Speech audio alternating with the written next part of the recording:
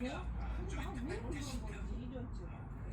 전체적으로 이제 종합 설명 자료라고 해야 되겠죠. 그게 양국의 발표가 14일에 있었는데 다음에 좀 궁합면을 좀 한번 다뤘습니다. 총평을 하신다면 어떻게 총평하시겠어요?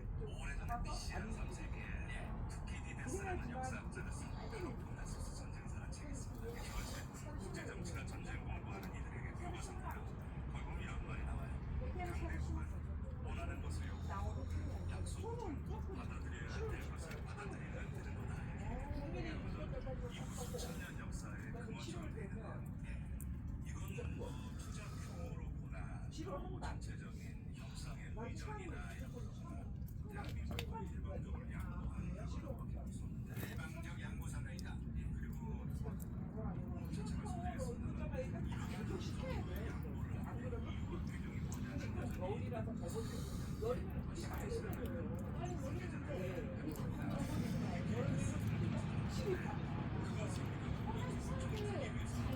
여름에는 잘하시면 좋겠다.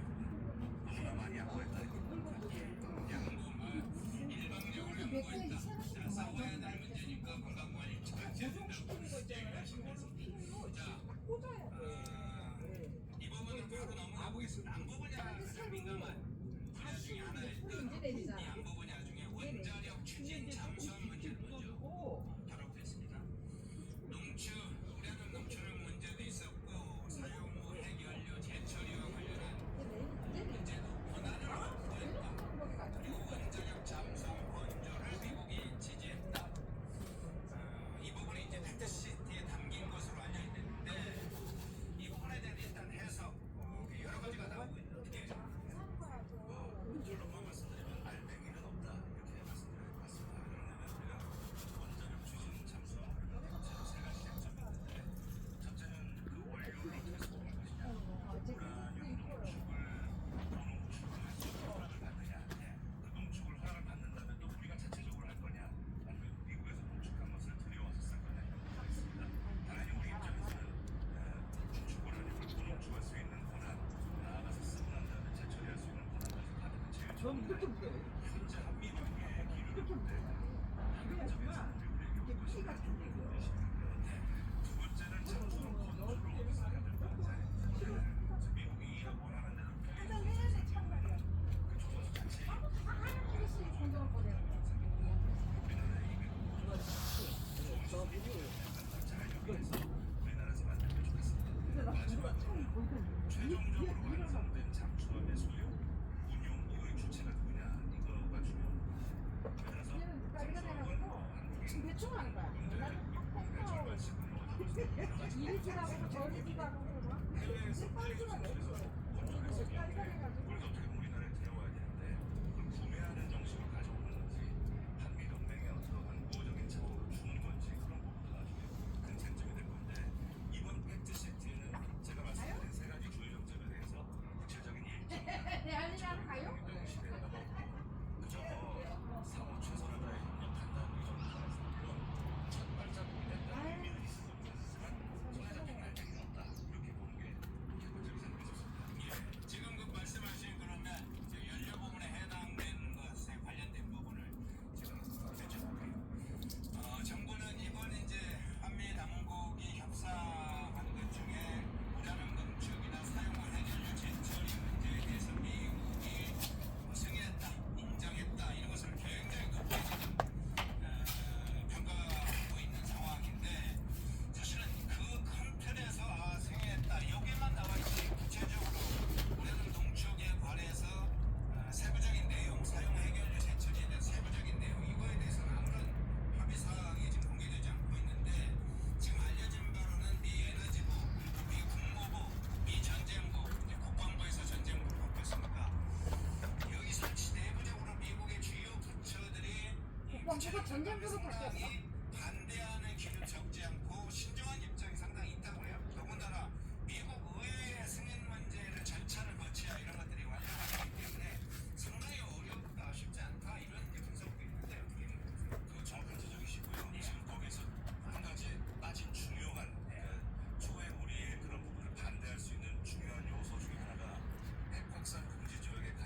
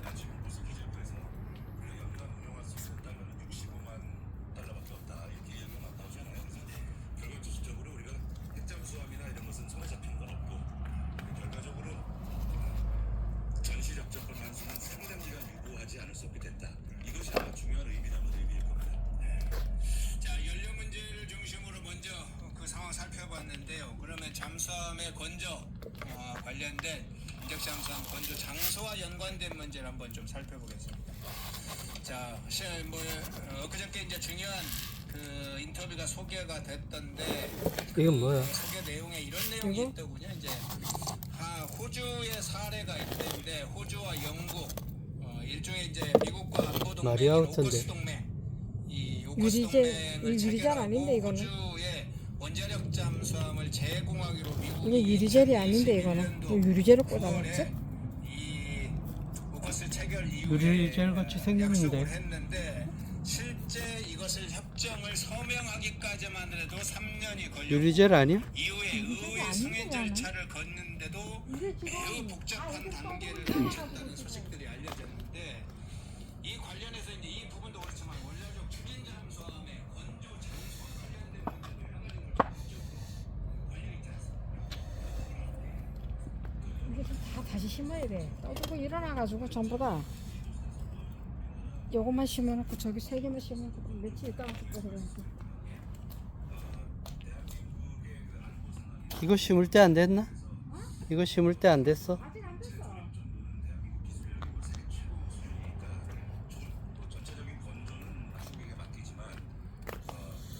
물이 축축한데. 아니요, 말라가지고 얘네들이 아 거기 어떻게 물을 안 줬다 야 거기는. 어디를 저거 내가 물, 아니 이거 여긴 바짝 말랐네. 저기 물을 왜 안 줘? 아 불이 이렇게 잘 내렸는데 왜 그러는 거야? 아, 자꾸 건드렁건드렁 해가지고 흙이 좀 더 들어가야 돼. 흙이 너무 없어가지고 흙은 다 어디로가고. 아니요 흙이 있으면 안 좋은데 떠들고 올라와 흙이 많으면은. 아니야, 여봐야 모래만 있잖아. 이렇게 시간이 걸린다는 것은 앞으로 대한민국은 또 향후에 또 어떤 정부가 될지 모르고 또 잠수함 건조와 관련된 중간중간 아주 그 중요한 시기에 대한민국의 어떤 성향의 정부가 들어서 이게 주피터 아니야? 변수가 상당히 많다고 봐야죠. 주피터인데 자꾸 이름을 엉뚱한 거 갖다 꽂아놨네? 추진 잠수함을 운영할 수 있게 한다는 분명히 것은 그래, 선물이거든요. 정부의 입장에서. 그럼 우리가 이제 지금까지 한미 관계를 볼 때 그만한 선물을 받을 만큼의 우리가 자세히 그 한미 관계 관리를 했느냐 이걸 우리 스스로에게 자문해 본다면 호주가 3년 걸렸다는 거는 그 이상 걸린다고 보는 게 맞을 거고요.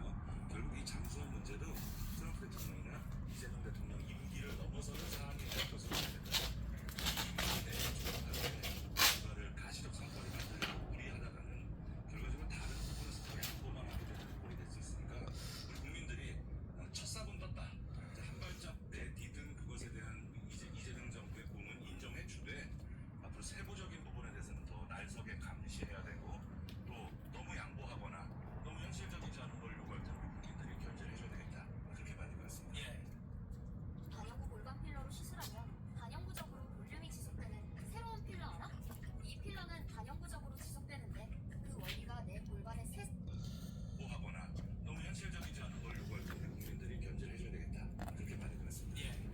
자, 그럼 아까 이 얘기 중에 조금 다시 하나 좀 보충 설명을 좀 드릴게요. 지금 우리 낙엽이 다 친다 이제. 원자력 잠수함을 추진을 하려면 뭐 선조, 건조 문제부터 해서 여러 가지 연료 확보, 여러 가지 문제가 발생했을 텐데 향후 뭐 이게 2, 3년 내에 될 수 있는 게 아니라 장기간 프로젝트일 텐데 고농축, 우려는 농축 문제가 사실은 가장 중요하게 제기된 사안이잖아요.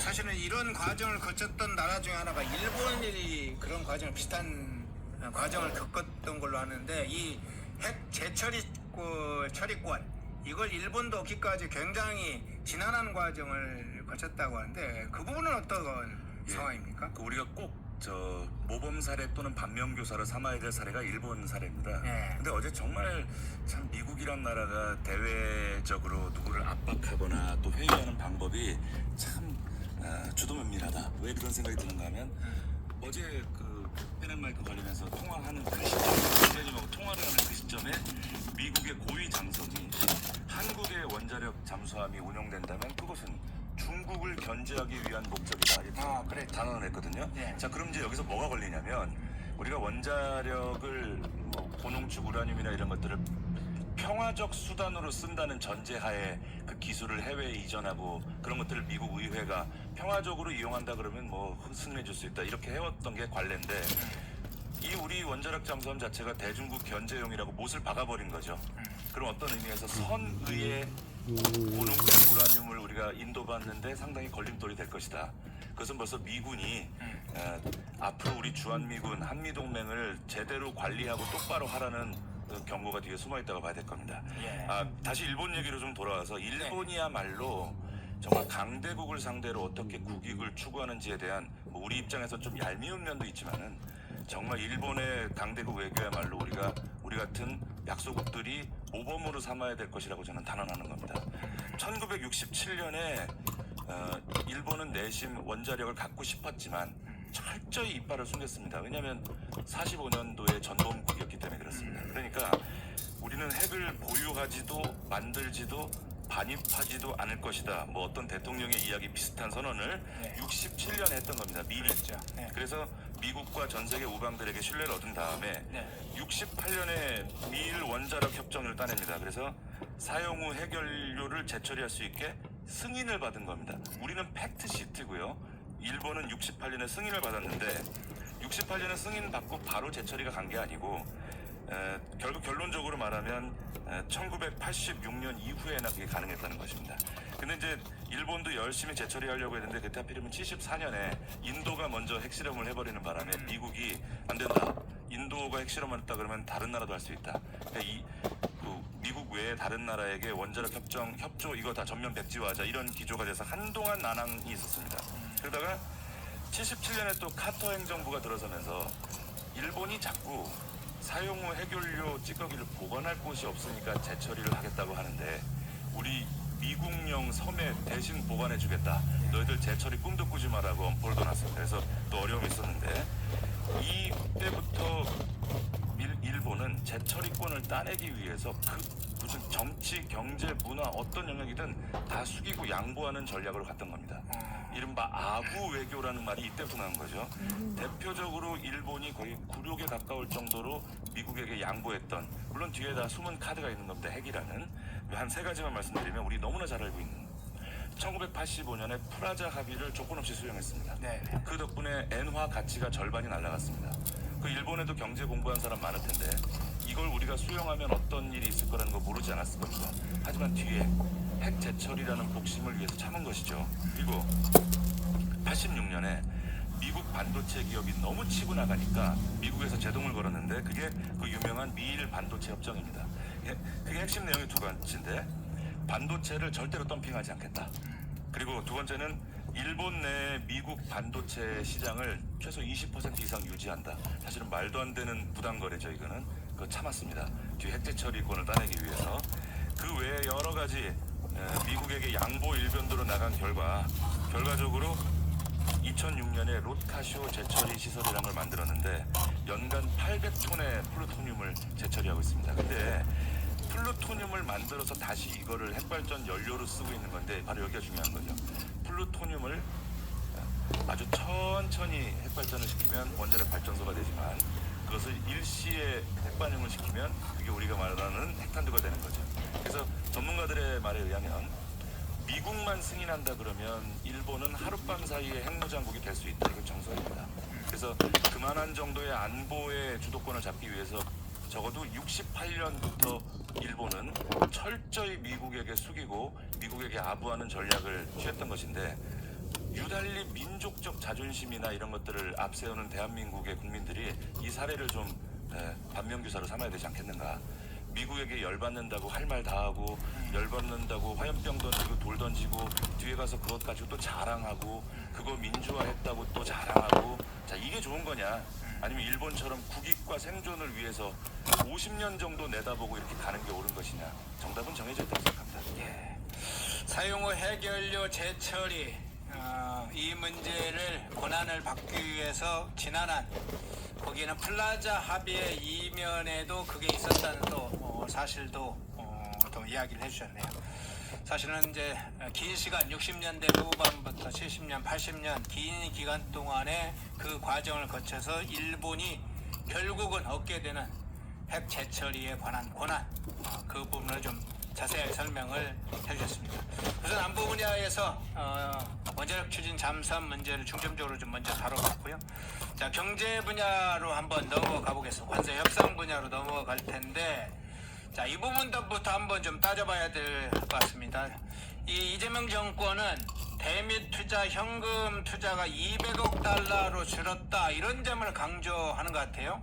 굉장히 많이 그 부분을 강조하고 있습니다. 실제로는 총 3,500억 달러이고 그 중에 직접 현금 투자가 2,000억 달러이고 1,500달러는 지금 뭐 조선업 협력 분야에 쓴다는 건데, 그것도 직접 투자와 보증이 섞여 있는데 상당한 부분 현금 투자가 추가될 가능성이 적지 않아 있습니다. 근데 이제 어쨌든 이재명 정권은 미국이 초기에 요구했던 3,500억 달러에서 2,000억 달러로 43% 축소했다, 이렇게 공개적으로 발표합니다.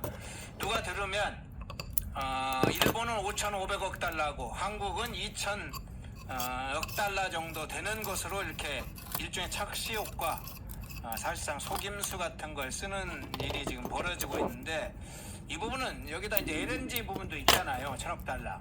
이 부분을 종합적으로 지금 이재명 정권이 하는 행태에 어떻게 사실관계를 보고 계세요? 그 일본이나 EU의 그 GDP나 외환 보유고 대비 투자 금액을 뭐 많이 이야기를 하는데, 이건 정부가 부담해야 될 것을 슬그머니 기업으로 전가시키고 전체적인 투자금을 깎았다고 호도하는 거죠. 예. 예를 들면 지금 3,500억 달러 중에서 이제 2,000억 달러는 아마 10년 이렇게 분할 납부하는 형식인데 현금입니다.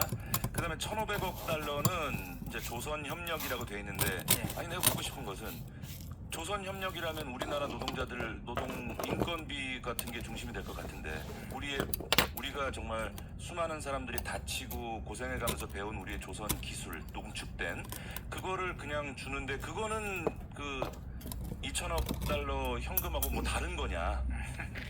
오히려 현금보다 더 값진 걸 우리가 더 주는 거 아니냐, 이렇게 묻고 싶은 거고.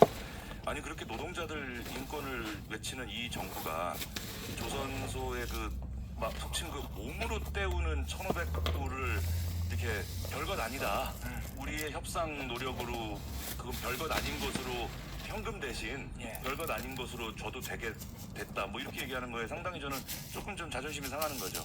우리나라 조선 인력은 세계 최고급이라는 거 다시 말씀드리고요. 그다음에 제가 잘 살펴보니까 EU나 일본에는 1,500억 달러 해외 직접 투자 조항이 없는 것 같더라고요, 보니까. 그렇다면은 이거 합치면 3,500 더하기 1,500 그러면 거의 5, 6천억 달러를 약속한 건데, 이게 뭐 민간에서 나가건 정부가 직접 집행하면 우리 입장에서 뭐가 다르냐는 거예요. 외화 나가는 건데. 그러면 우리가 3,500억 달러로만 계산을 해봐도 외환보유고 대비 일본의 2배를 내는 거예요. 근데 이건 징벌적 투자다, 이렇게 봐야 될 겁니다.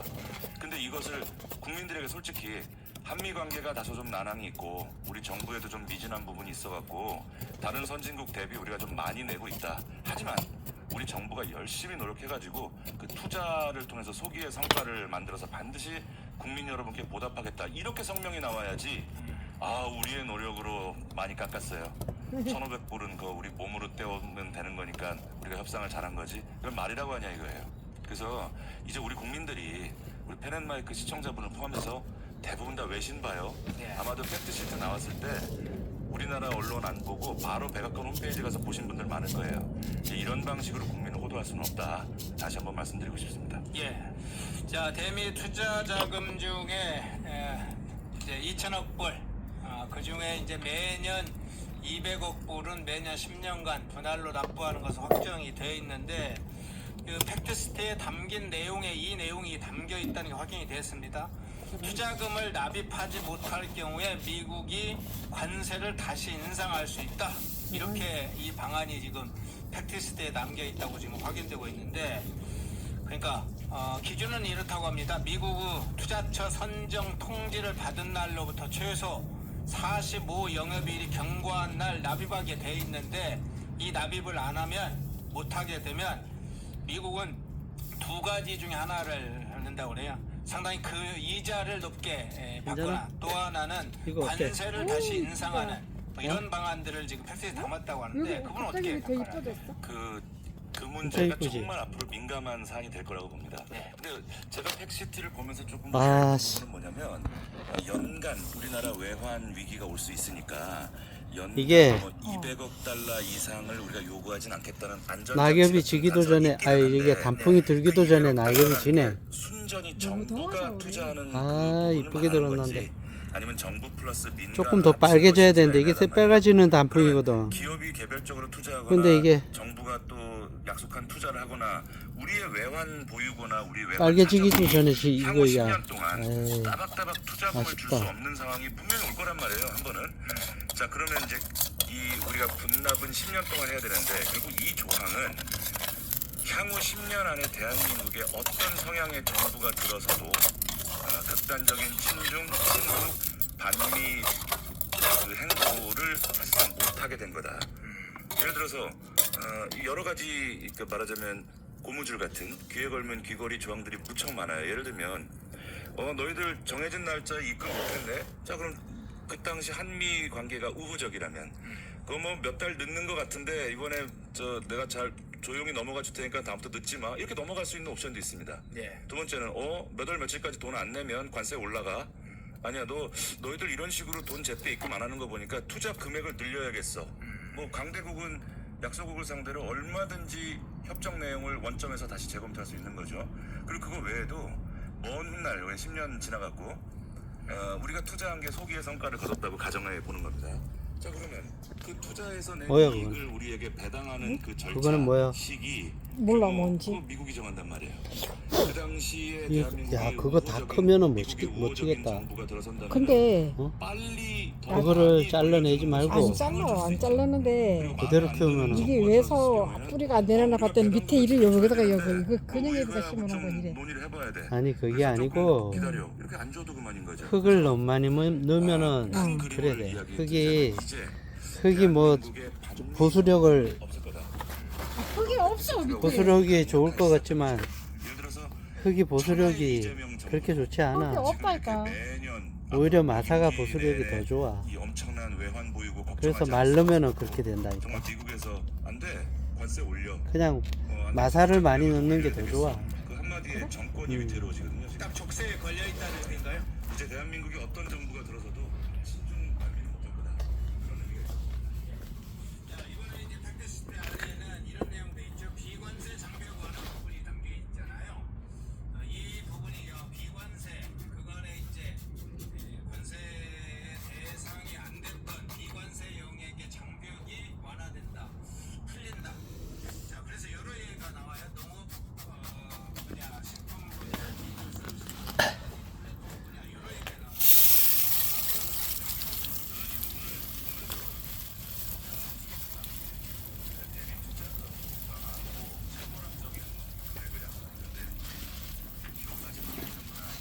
단풍이 다 들기도 전에 이게